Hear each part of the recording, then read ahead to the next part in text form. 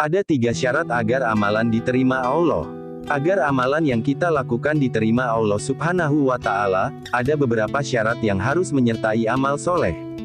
Agar amalan yang kita lakukan diterima Allah Subhanahu wa Ta'ala, ada beberapa syarat yang harus menyertai amal soleh. Dari buku Ambillah Akidahmu dari Al-Quran dan As-Sunnah yang sahih yang difahami sahabat radhiyallahu anhum, syarat-syarat agar amal perbuatan diterima oleh Allah Ta'ala ada 3. 1. Beriman dan mentauhidkan Allah. Allah berfirman, sesungguhnya, orang-orang yang beriman dan beramal soleh, untuk mereka disediakan surga Firdaus sebagai tempat tinggalnya. QS Al-Kahfi ayat 107. Dari Nabi Shallallahu Alaihi Wasallam bersabda, katakanlah, aku beriman kepada Allah, kemudian istiqomah, tetap teguh di jalan yang lurus. Hari Muslim. 2. Ikhlas semata-mata karena Allah. Melakukan amal soleh semata-mata karena Allah, bukan karena ingin dilihat orang pamer atau riya. Allah Ta'ala berfirman, maka beribadahlah kepada Allah dengan memurnikan ketaatan kepadanya. QS Ghafir, 14. 3. Sesuai dengan sunnah Rasulullah. Allah berfirman, apa yang diberikan Rasul kepadamu, maka terimalah dia. Dan apa yang dilarangnya bagimu, maka tinggalkanlah. QS Al-Hasir, 7.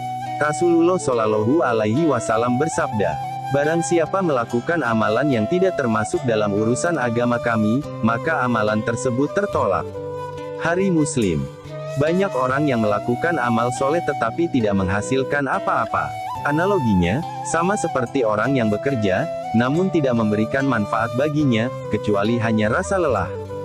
Apabila salah satu dari syarat itu tidak terpenuhi, maka suatu amalan tidak akan menjadi perbuatan yang baik dan tidak diterima Allah.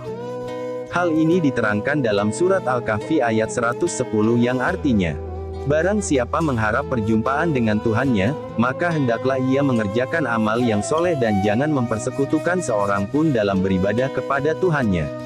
QS Al-Kahfi 110. Allah memerintahkan agar sebuah amal dapat menjadi perbuatan yang baik dan sesuai dengan syariat. Allah juga memerintahkan agar perbuatan tersebut dilakukan dengan ikhlas dan bukan karena selainnya. Al-Hafiz Ibnu Katsir dalam tafsirnya berkata, dua hal ini, rukun agar sebuah amal dapat diterima yaitu perbuatan yang dilakukan dengan ikhlas karena Allah sesuai dengan syariat Rasulnya. Riwayat ini juga dikatakan oleh Al-Qodiyat rahimahullah. Dalam buku Dalam Pangkuan Sunnah oleh Syekh Dr. Yusuf Al-Qaradawi, Al-Fudail bin Iyad menafsirkan firman Allah sebagai berikut. Untuk menguji siapa di antara kalian yang lebih baik amalnya, Hud 7. Ia berkata, sebaik-baik amal adalah yang paling ikhlas dan yang paling benar.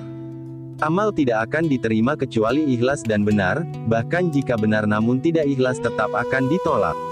Lalu, jika ikhlas namun tidak sesuai tuntutan syariat juga akan ditolak.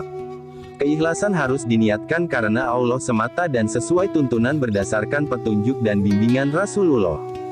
Rasulullah Shallallahu Alaihi Wasallam bersabda, setiap perbuatan tergantung dengan niat, dan setiap orang akan mendapatkan sesuai dengan apa yang ia niatkan.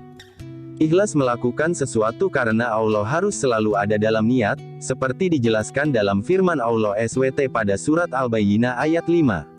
Padahal mereka tidak disuruh kecuali supaya menyembah Allah dengan memurnikan ketaatan kepadanya dalam menjalankan agama dengan lurus, dan supaya mereka mendirikan salat dan menunaikan zakat, dan yang demikian itulah agama yang lurus. QS Al-Bayyinah 5.